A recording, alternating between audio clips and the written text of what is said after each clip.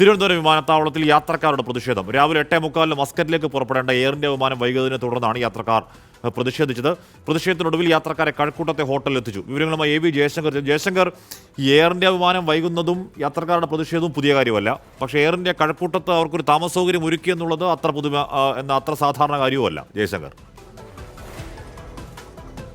അതായത് ആശ്മി, രാവിലെ 5:45 പല യാത്രക്കാരും വിമാനത്താവളത്തിൽ എത്തിയപ്പോഴാണ് ഈ വിമാനം വൈകുന്ന കാര്യം ഈ ഔദ്യോഗികമായി എയർ ഇന്ത്യ യാത്രക്കാരെ അറിയിച്ചത്. 8:45 പുറപ്പെടേണ്ട വിമാനമായിരുന്നു ഈ വൈകിയത്. മസ്കറ്റിലേക്കും മറ്റും ജോലിക്കും മറ്റും പോകുന്ന ആളുകളാണ്. ഇതിൽ പല ആളുകൾക്കും മസ്കറ്റിൽ ചെന്ന് കണക്റ്റിംഗ് ഫ്ലൈറ്റുകൾ പിടിച്ച് മറ്റ് സ്ഥലങ്ങളിലേക്ക് പോകേണ്ടതാണ്. വിസ ഉൾപ്പെടെയുള്ള പ്രശ്നങ്ങൾ നിലനിൽക്കുന്നു. അങ്ങനെയാണ് ഈ വിമാനം വൈകുന്നൊരു സാഹചര്യം ഉണ്ടായത്. തുടർന്നാണ് വലിയ പ്രതിഷേധം ഉണ്ടായത്. ഇതിനിടയിലാണ് ഈ എയർ ഇന്ത്യ അധികൃതർ അടുത്തുള്ള ഹോട്ടലുകളിൽ മുറി ക്രമീകരിച്ചു. പക്ഷേ ആദ്യഘട്ടത്തിൽ ഈ യാത്രക്കാർ അങ്ങോട്ട് പോയപ്പോൾ അവിടെ അങ്ങനെ ഒരു മുറിയുണ്ട്, അല്ലെങ്കിൽ മുറി ക്രമീകരിച്ച ഒരു ഇതായി ഹോട്ടൽ അധികൃതർ സമ്മതിച്ചില്ല. പിന്നീടാണ് അവിടെ ചെറിയ പ്രതിഷേധങ്ങളും മറ്റും ഉണ്ടായത്. പിന്നീട് എയർ ഇന്ത്യ അധികൃതർ തന്നെ എത്തി. ജീവനക്കാർ കൃത്യമായി യാത്രക്കാർക്ക് വേണ്ടിയുള്ള മുറികളെല്ലാം എന്തായാലും ഒരുക്കിയിട്ടുണ്ട്. ഈ വൈകിയ വിമാനം 6 മണിയോടെ പുറപ്പെടുമെന്നാണ് എയർ ഇന്ത്യ നിലവിൽ അറിയിക്കുന്നത്. പക്ഷേ ഇങ്ങനെ 6 മണിക്ക് പുറപ്പെടുമ്പോൾ പോലും പല ആളുകൾക്കും വലിയ ആശങ്കയുണ്ട്. നേരത്തെ സൂചിപ്പിച്ച പോലെ വിസ ഉൾപ്പെടെയുള്ള കാര്യങ്ങളുടെ സമയപരിധി കഴിയാനുള്ള ആളുകളുടെ കണക്റ്റിംഗ് ഫ്ലൈറ്റുകൾ മിക്ക ആളുകൾക്കും നഷ്ടപ്പെട്ടിട്ടുണ്ട്. അപ്പോൾ അതിൻ്റെ ഒരു പ്രതിഷേധമൊക്കെ യാത്രക്കാർക്കുണ്ട്. എന്തായാലും നിലവിൽ ഇവരെ താൽക്കാലികമായി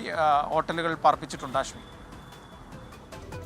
AV ജയശങ്കറാണ് വാർത്തകൾ നൽകിയത്. എയർ ഇന്ത്യയിൽ യാത്ര ചെയ്യുന്നവർക്ക്, എയർ ഇന്ത്യയുമായി ബന്ധമുള്ളവർക്കൊക്കെ ഈ വൈകി പുറപ്പെടുന്ന പുതിയ അനുഭവമല്ല.